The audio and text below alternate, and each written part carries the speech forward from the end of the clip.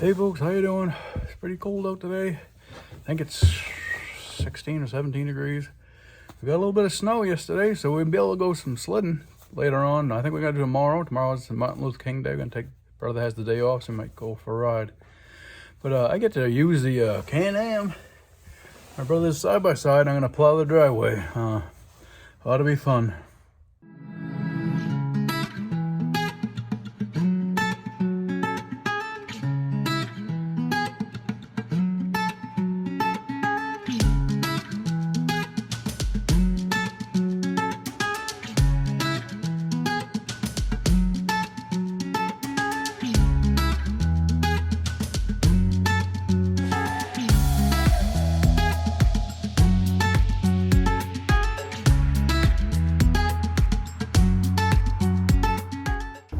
As you can see, I got the driveway pretty well licked already. Just pulled the truck out so I could plow my spot out. Driveway over here I'll take care of. I took out the bank in front of my neighbors. Now I gotta plow up the front here to get around the back a little bit so the dogs have some clean runway here. Put it in low range as you're supposed to always do with a UTV. I'm gonna drop the plow down. And you'll see she'll even plow up this hill. Low range. Icy hill. I don't know why people don't, I mean, anybody who owns a UTV or an ATV anyway, use them to plow your yard with instead of your vehicle. It's something you got to rely on to take you back and forth to work. These things plow excellent. I've never heard anybody blowing a transmission in the UTV plowing. I hear people doing that with their trucks all the time.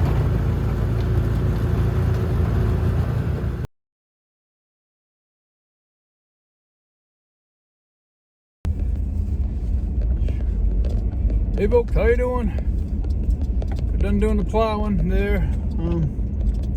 Took a little while to get that done. Now Sam and I are taking a little ride out to Bank to see if it's if we can put this trailers out there to go snowmobiling from there to get to KI, or if we're gonna have to go all the way into KI to get into KI.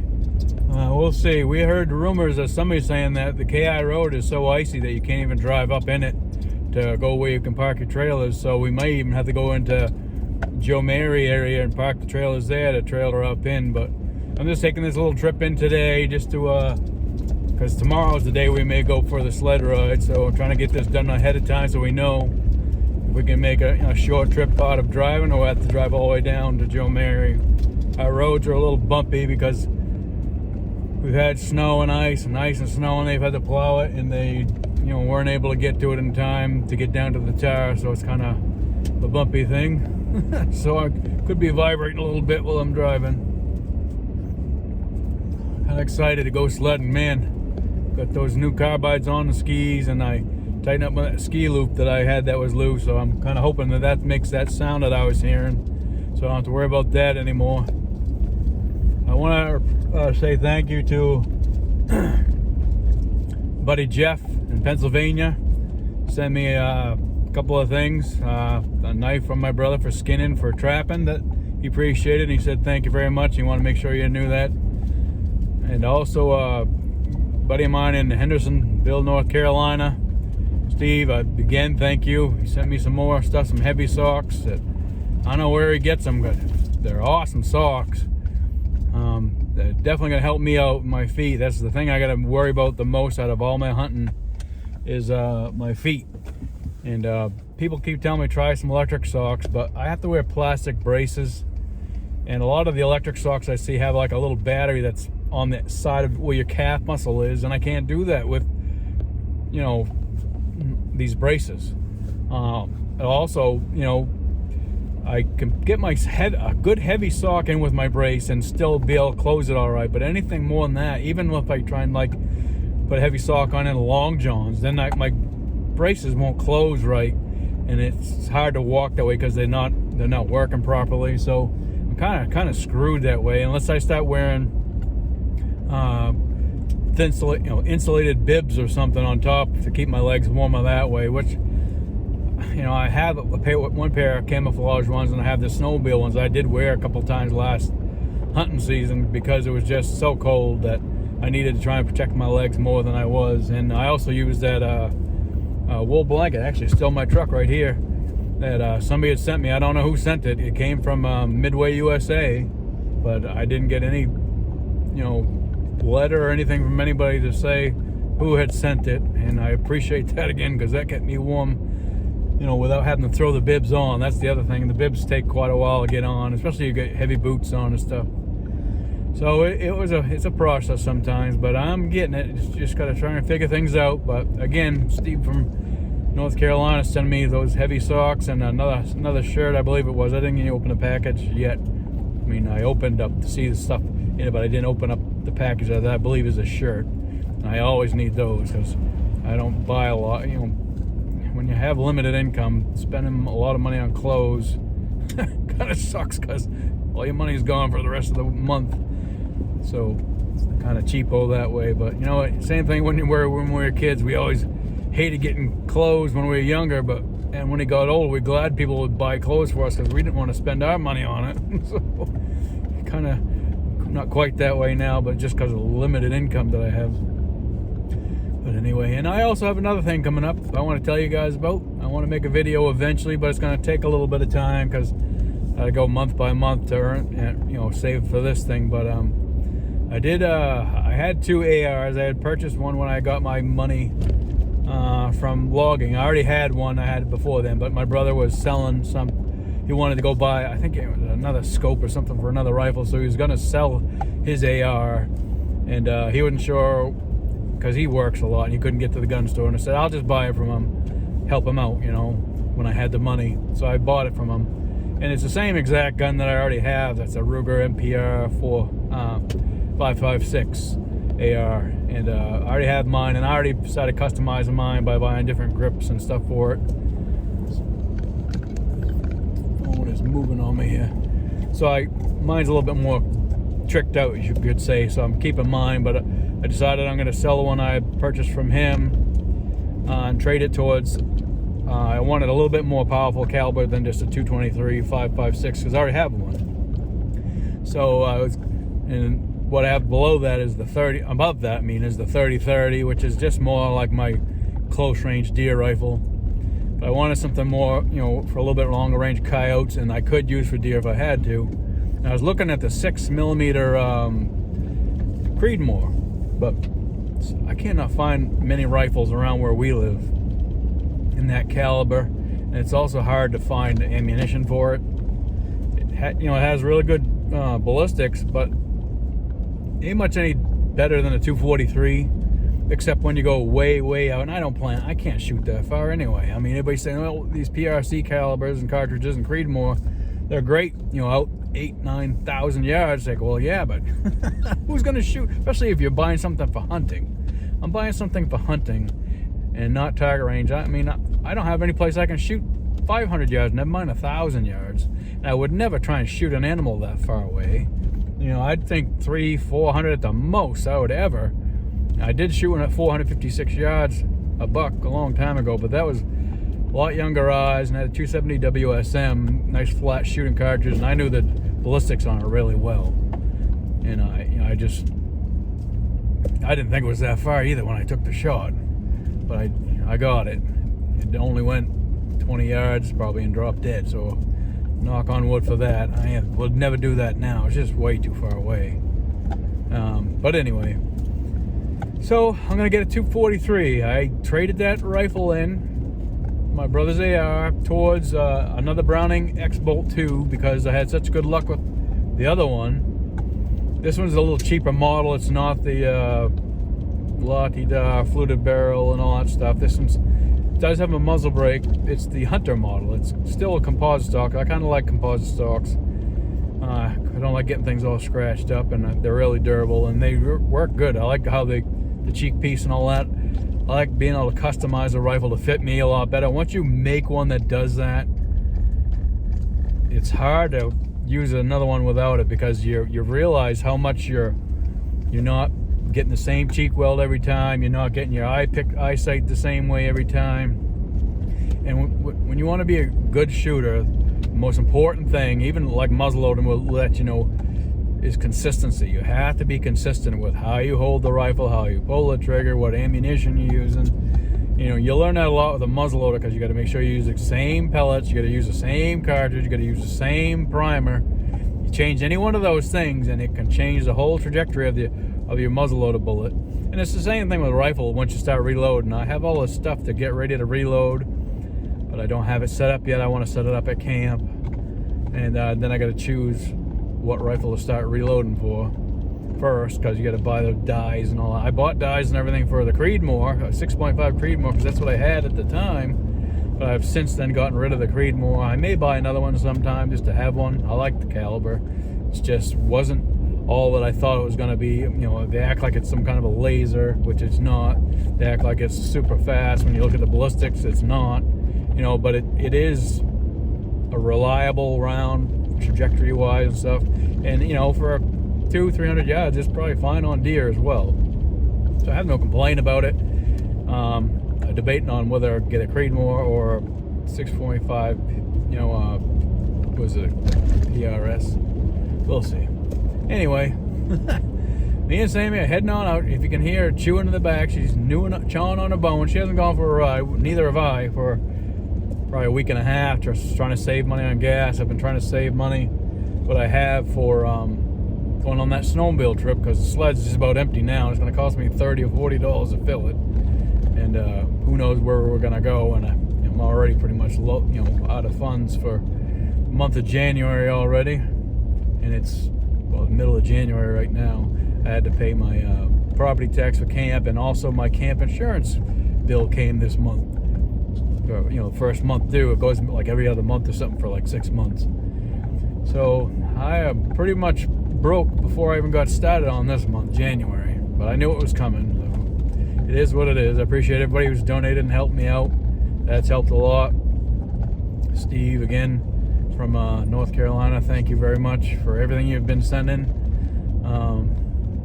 I can't thank you enough. I really appreciate that stuff. The heavy socks are going to be awesome. The ones you sent me before, my best heavy socks I've ever had in my whole life. They're awesome. They're nice and thick all the way through, and they work really well. You know, I can't thank you enough. They're the best socks I've ever had. And now you got me some more. They're not as heavy as those ones, but they look like they're really good socks as well. And I'm going to try that shirt out too. Thank you. And then my buddy, also from Pennsylvania, Jeff, he sent me a sweater, nice heavy sweater. He says works really good for layering.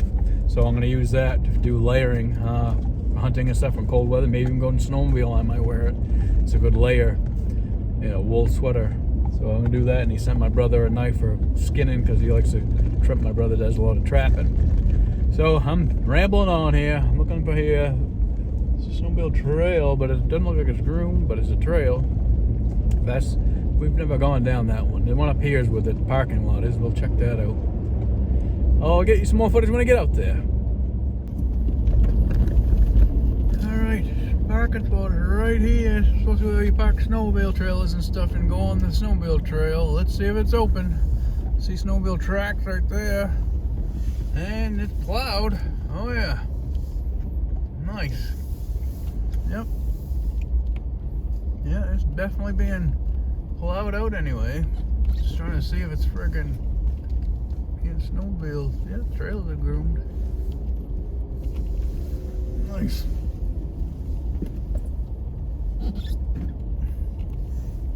Sweet. Alrighty, I'm backing up. Where is he?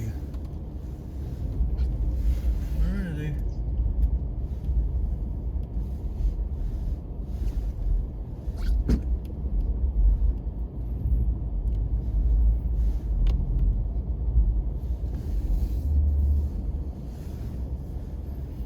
There you go. His proof that he's good to go. He's got these guys unloading, and these guys are unloading here. There's a whole trailer there that's unloaded. Nice. Got a links. The trail is right over there. Sweet. Alright, there's a trail right there.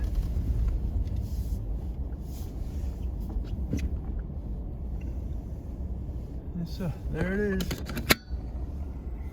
So it's pretty good. Got some snow on it. Sammy's all ready to go. Huh, Sammy? Go. Ready? right. I gotta be extremely careful. This is all ice. Just a little slight bit of snow on it. It's very slippery. Here's my truck. This is the parking lot. It's a pretty good sized parking lot. This is in Bowbank. The ATV parking spot. It is now a snowmobile trail parking spot for the season. I don't know if they've groomed that or it's just snowmobiles that made that trail. I know my brother came out here and I last year and it was groomed, so at least the trail is taken care of. And there was another trail down the road further we'll scope out too. So there are places to come out and park, so you don't have to drive all the way into KI. But I'm not sure what my brother wants to do. He may want to go in a different spot anyway. That's why he might want to go up that way. I'm not sure. I don't know what he's thinking, but I'm willing to go wherever he wants to go. Just to get my sled out.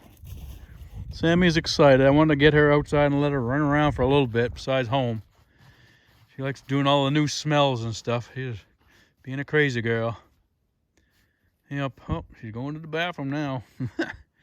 So that truck's been here a while by the looks of that. I don't know where they went. But that was before a snowstorm, which was yesterday. And that truck, I don't know when that one. There was another truck that was right here. He said something about his throttle cable broke before you get the sled off the trail, so he had to leave. And there was another 2 sleds, a nice couple of sleds with the long trailer that just left. Should have asked them how the trails were, because I asked the gentleman that had the snowmobile problem, and he said he couldn't even get the sled off the trailer. He didn't know if it was groomed or not, but still looks fairly flat out there. I'm excited to go tomorrow. Well, I had to get the old truck for a ride. I haven't driven it in about a week and a half, and Sammy's been wondering when the hell is Daddy gonna go anywhere with her? Huh, Sammy? Wanted to know what Daddy was gonna go for a ride. He likes to explore. She likes to explore everywhere. I can't walk through there, but you're gonna do it on your own, kiddo. Don't go too far. All right, awesome. We've got just enough, it looks like, on the trails to ride around. That's good. Especially with the snow we just got yesterday, and we're supposed to get more snow tomorrow too. So, see how it goes. Yeah, getting ready to leave, and just in time, our sled to leave. Right. All right, here's the other spot. Another snowmobile trail, they plowed it through.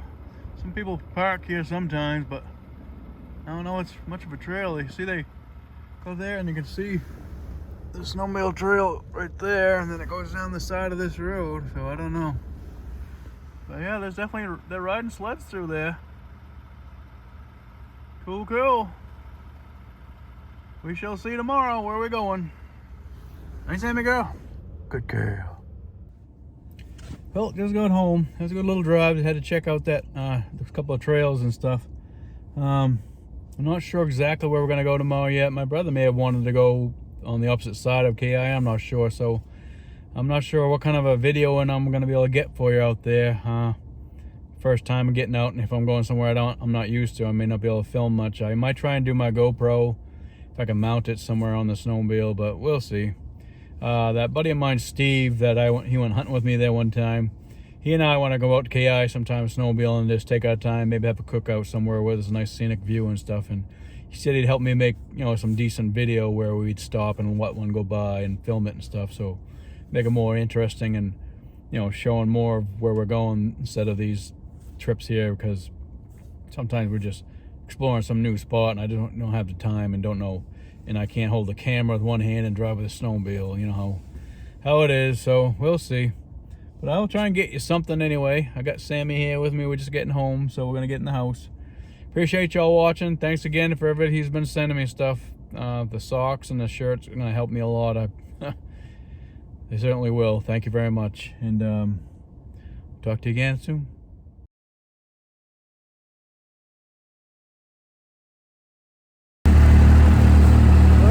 Hey everybody, we are on the sled getting ready. Very big thing up through. Yeah, that's my nephew's sled. He's got a 550 ZL Arctic Cat, I believe it is. My brother's got the 7000 Pantera, and I got the ZR 7000. We're getting ready to get these old babies on the trail and get them for a ride. Gonna pull it off of there, I believe. Get rocking. Jamie's right here, all ready to go. Wait. Put more video for it in a little bit. Oh, we're out on the trails. I like everything We're at Joe Mary. Is this out Joe Mary? We're in Joe Mary. Yeah, we're in Joe Yeah. Right by Gauntlet Falls. Gauntlet Falls. Yep. East branch number 2. Gauntlet Falls. Right there. Got an outhouse right there. Show the gang over here. Jamie with the ZL 550. Yes, sir. My brother, 7,000 Pantera. I got the 7,000 ZR. I a couple of, what, 3 sleds so far? 2 Skidoos and then that Yamaha we just met. Yeah. That's all we met so far.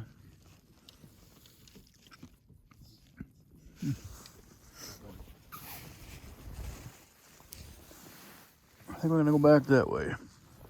Beamy Trail. Never been out this way, so always nice to see something new. Can't really film while we're going. We're all on new territory, and I can't film with holding this. I did bring my GoPro, but there's nowhere to mount it on this thing here very well. Kind of hard to do. So I gotta figure out something sometime. We'll see. All right, we are back at the gate. My brother's getting the pickup truck so we can back up the truck to a bank, I think, and then get Jameson's sled on, and then we gotta hook up our trailer and get our sleds in. It was a good ride.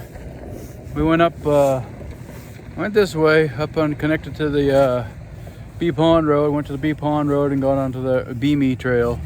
Went way out, I don't know, right? There's a waterfalls outlook and stuff like that. I'll show you on the camera here anyway, that there was an outhouse and then there was a overlook site, showed a picture of binoculars. But we connected back on the Beamy Trail to head back out, coming out this way, and we met up with the groomer. So we had to kind of stop and wait for him a few times, and my brother pulled a big rock. He unpulled a rock out of the ground, and my brother moved it off to the side or get off the trail. And then once we got into the open, the groomer pulled off to the side a little bit before we could go by, and here we are. Oh, right to the snowbank. All right, we'll get this all situated. Jamie's sled. He's gonna drive it up on the back of the truck, hopefully no problems.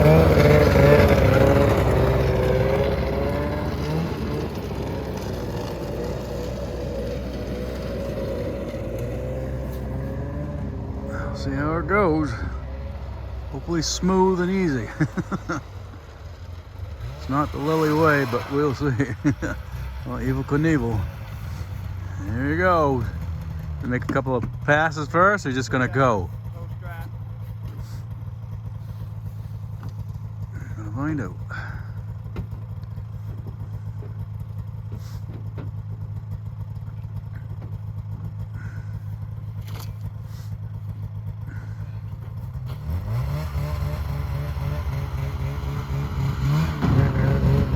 Look at that. Nice, easy peasy. I don't have it very often with us. We'll take it.